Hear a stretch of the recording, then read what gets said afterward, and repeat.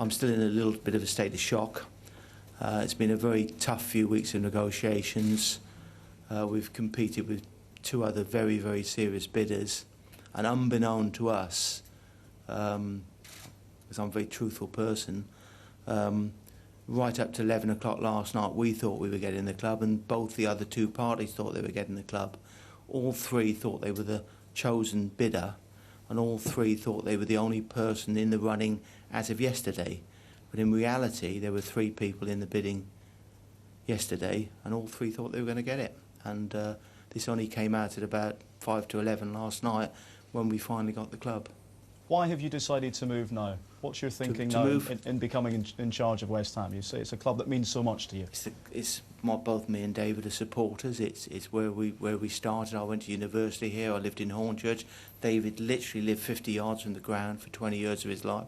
David played for West Ham youth team, and we just want to be here. It's where we've always wanted to be. There's no other club in the country we prefer to be at. So for us, we've come home, and that's what it's all about. And I'm sure, David, what do you think, Dave? Yeah, I think that's what we've done. I received a call from David last night at 12 o'clock. I was just dozing off, and I didn't get to sleep till 3 o'clock. And then I was up at 6, so, you know, that gives you, it almost takes me all the way back to when I was playing here as a young boy. I remember playing for West Ham boys when I was 15, and we were playing East Ham at the bowling ground. And I remember going to bed at 10 o'clock thinking I'd get a nice, good night's sleep. Didn't get to sleep till 3 o'clock.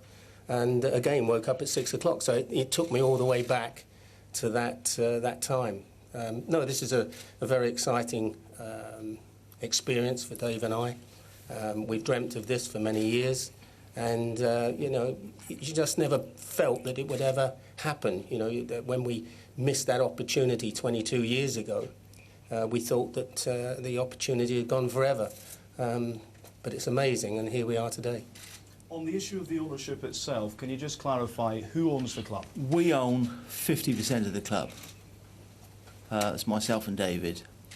I have an option to buy another 50% of the club, but I would share that with David, or in reality I would like 4 or 5 West Ham supporters with plenty of money to come in and take that option off me, and so we become a consortium of supporters owning the club, because the debts here are so large, most English people can't carry those debts, and we'd like to spread that across as many supporters as we can to then take the club forward to the next level. So we all chip in to spend money to improve the team. So at this moment in time, just to clarify things, we own 50%, but we have the contract is we have operational and strategic control over the club. Stroma, the Icelandic bank, or the bust Icelandic bank, own the other 50%. But I have an option at any time in the next 4 years to buy that other 50%, which myself and David may buy, or our preferred option is that we find other people who might want to buy 10% or 5%, and we have a consortium of people. We will go to Tony Fernandez, who is one of the bidders for the club, and hope that he wants to buy some of the club and come in with us, because this is, if you imagine a government of national unity in crisis, this is the board equivalent of a government of national unity, and we want as many people, strong people who are genuine supporters of the club, to get involved with the board and to dig the club out the mess it's in. How long is that option to buy? 4 years. So who makes the decisions? We do, because we have strategic and operational control. So in terms of money to Gianfranco Zola for transfers, yep, you're the one that makes the decision? Yep. Subject to the money being there, or subject to us putting more money in. I mean, but we make the decisions. If it's above a certain level, I have to have approval of the bank, but they're pretty high levels. But they don't want, they're fearful that I could be like Mr. Egbertson and go potty and decimate the club, which I'm not going to do, you know.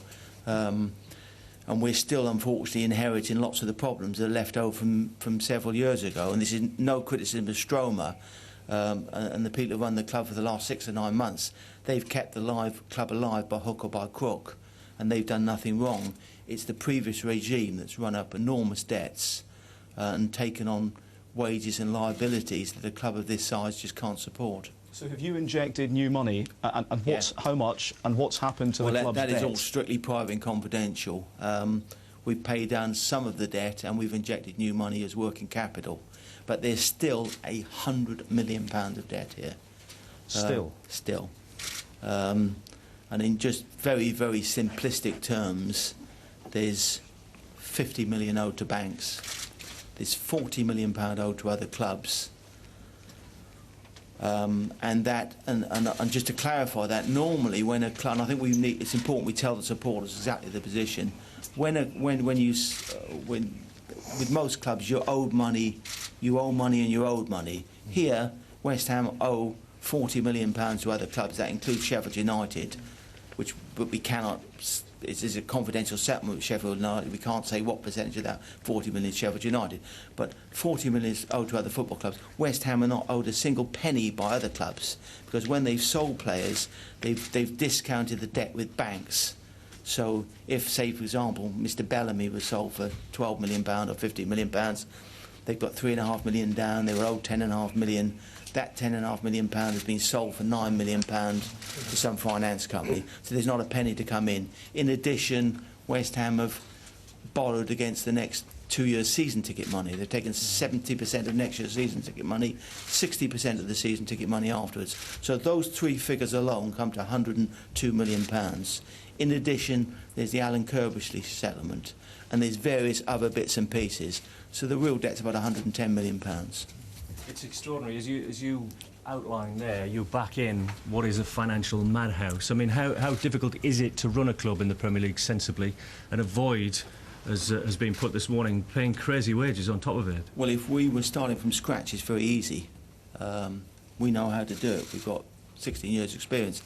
But unfortunately, we're inheriting these liabilities, and we're going to have to work through them. We're going to have to do some wheeling and dealing, which we're very good at.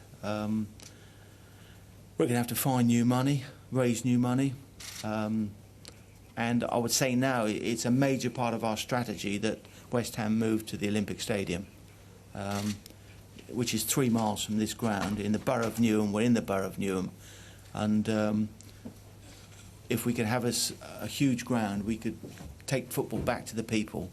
We could reduce admission prices to prices that people can afford because we'd have the capacity to do it. And we could have the cheapest Premier League prices in the country, and that is all part of our strategy. How likely is it that you'll make that move to the Olympic Stadium? I would say at this moment in time you'd have to speak to other people, but if it's not better than 50-50, I'd be very surprised. And to me, I cannot comprehend how a government can build a ground and then reduce it to 25,000 for rugby, which will be empty, which will probably get 5,000 gates. In a credit crunch world, how can you spend a huge amount of money to build a stadium to then smash it down? It makes no sense. And there is the precedent that Manchester City got the Commonwealth Games Stadium, so why shouldn't West Ham in the borough of Newham get the Olympic Stadium, which is in the borough of Newham? So the logic says we should get it, but whether we will is another thing. And at the moment, presumably, you're in negotiations on that. And can you tell me who you're in negotiations with? We've been here 2 hours. I was in negotiations at midnight to buy West Ham. I mean, all this we will immediately start talking to the council, who I'm told are extremely supportive. They've already been on to offer their support. And we'll be meeting all the relevant bodies in the next few weeks. Yeah. David, can you sum up generally for me what you think of the financial situation of the Premier League as a whole? You're walking back into that house. Tell me how they keep their finances. It's crazy that whatever they get off television, that and more goes to the players and the agents. And there's a complete imbalance at most Premier League clubs. And somehow one has got to curtail the wages. And I think you're on record in the last week or so saying that one top club could go. What do you mean by go? I think if a club doesn't go into administration before the end of the season, I'll be very surprised. And it's possible... In the Premier League? In the Premier League. And I think it's possible that that club, which will remain nameless, and it's not this club, I would say that, that club, the football debts may exceed the value of the club, which then would put the club out of business altogether. And that is a top club in the Premier League? It is a Premier League club. That's all I can say. And I think it's wrong. We're here to talk about West Ham, not other clubs. Has this club been close to going into administration? You'd have to